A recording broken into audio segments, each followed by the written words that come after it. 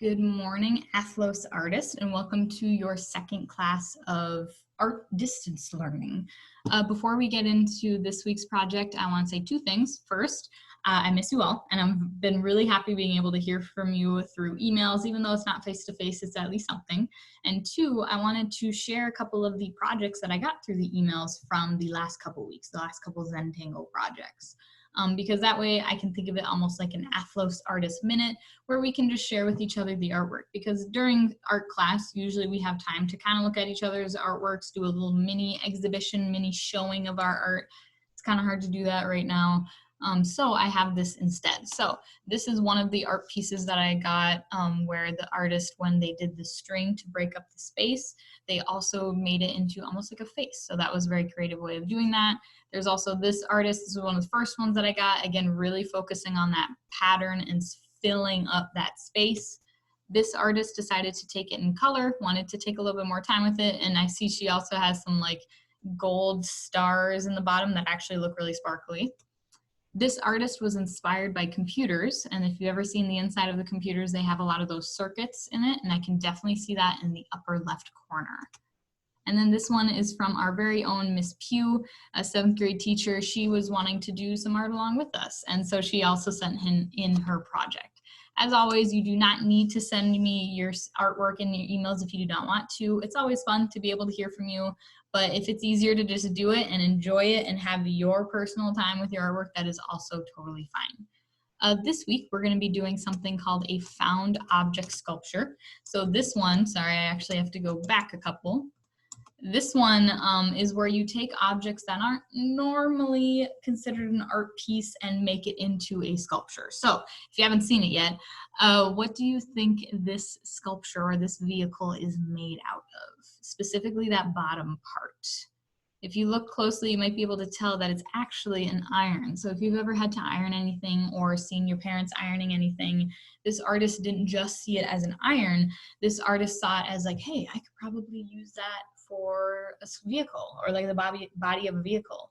Same thing with on top of that, you might see how that is actually part of a music box. So if you've ever had a music box where you kind of raise up usually the lid or something and it starts playing music, that is actually part of that. And again, he wanted to see it as something more than just a music box and put it as part of his sculpture.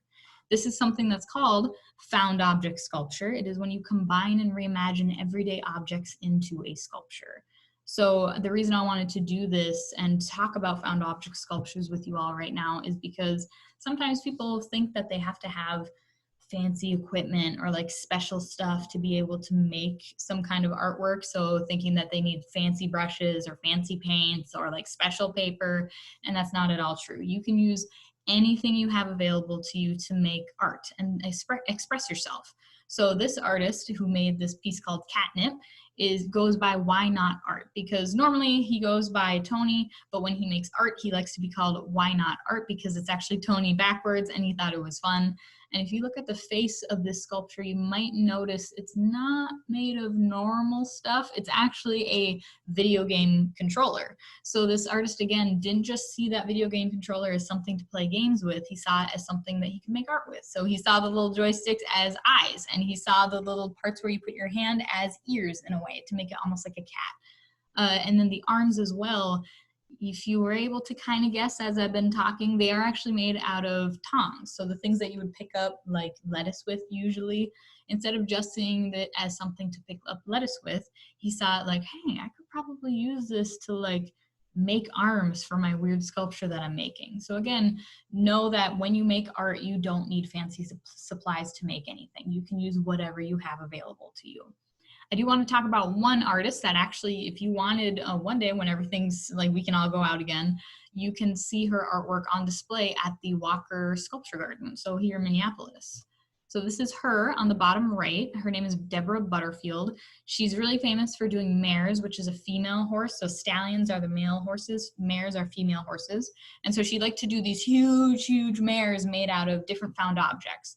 Her main things were wood and metal. So you might see on the one on the right where she's standing next to it, that's actually a bunch of really old, kind of just thrown away, gross metal. So that's the stuff that you might see like on the side of the road that's all gnarly and rusty, and most people wouldn't think twice about it. She saw that and was like, huh, I think I could make some artwork out of that. Same with the one on the left that started as a bunch of sticks and wood that she had found just kind of everywhere around. She goes to a lot of different places throughout America. And so instead of just seeing it as sticks to ignore, she saw it as things you could use to make artwork. After she creates a lot of these sculptures in wood, she does usually something called casting, or like covering it in metal so that it stays together a little bit longer, because if you just put wood outside, it would probably get kind of weird after a while, but metal stays for a long time. So that's the one on the left is actually the one you could potentially see in person if you ever go to the Walker Art Center, and specifically the sculpture garden. I have seen it in person before. It is huge. I did not think it was going to be that big from sculpture, from the pictures, but my head goes right up to about the bottom of the belly here, or maybe a little bit taller when I stand next to it, especially because of that podium that it's standing on. She has a quote about why she does mares. So again, the female horses and not just stallions, the male horses. She says, I wanted to do these big, beautiful mares that were as strong and as imposing as stallions, but capable of creating and nourishing life. So being really, really strong, but also being able to nourish and create and kind of help out and nurture different kinds of life forms, so specifically the babies. And so that was her way of celebrating being a woman herself, using mares almost like a symbol. So again, these in a way, kind of like self-portraits. So we're going to be doing another quote real quick from her that says, when I walk past my pile of junk, so she has this big old thing of junk in her studio, I am inspired by the things that I see. So again, when she sees junk, she doesn't just see it as junk, she sees it as art materials. You can see her on the left there actually working on some of her wood horses and starting to stick those together, and you can get kind of an idea of how big these mares are. So now it is your turn and our turn to actually make some kind of found object sculpture. To start, so for today, we're just going to do something flat. So just find a flat area outside, preferably outside, but if not, you can do it inside. And that's going to be your starting point. The reason I want to do this part of this project is twofold. One is because I think all of us could probably benefit from getting outside for at least a little bit. I don't know if you're like me, but I've definitely felt pretty cooped up inside my apartment and my home. And so whenever I can get outside, I definitely enjoy it. I actually did the one on the left just a couple days ago because I wanted to do it with you. And so that's one of the reasons. The second reason is that a lot of us, again, maybe if you're like me, might be missing a lot of loved ones and friends right now, because a lot of us are having to kind of stay distant for a while, even thinking of school, not able to see people as often. And instead of just sitting and being sad with that and not doing anything, what I do is I take that sadness and I make art about it. And so we can actually make art about the people you really love, and maybe the people that you really miss right now. And so think of someone that is really important to you, maybe a best friend, maybe it could be someone in your family that's really helped you as you're staying together for a while.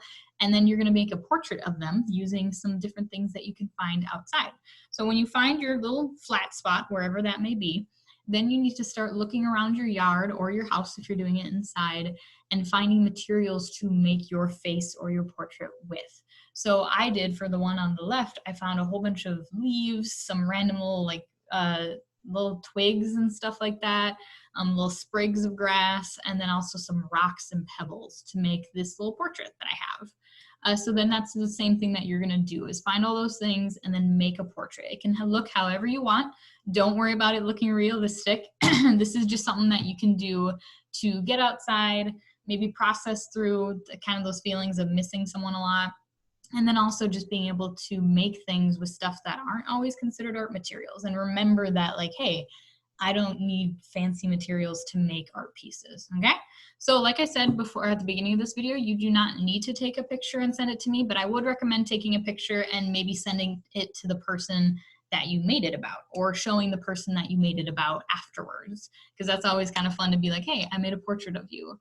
But regardless, I will see you tomorrow, I guess for you, for a different almost like a continuation or an additional challenge for this project. I hope you have a good time creating. Bye.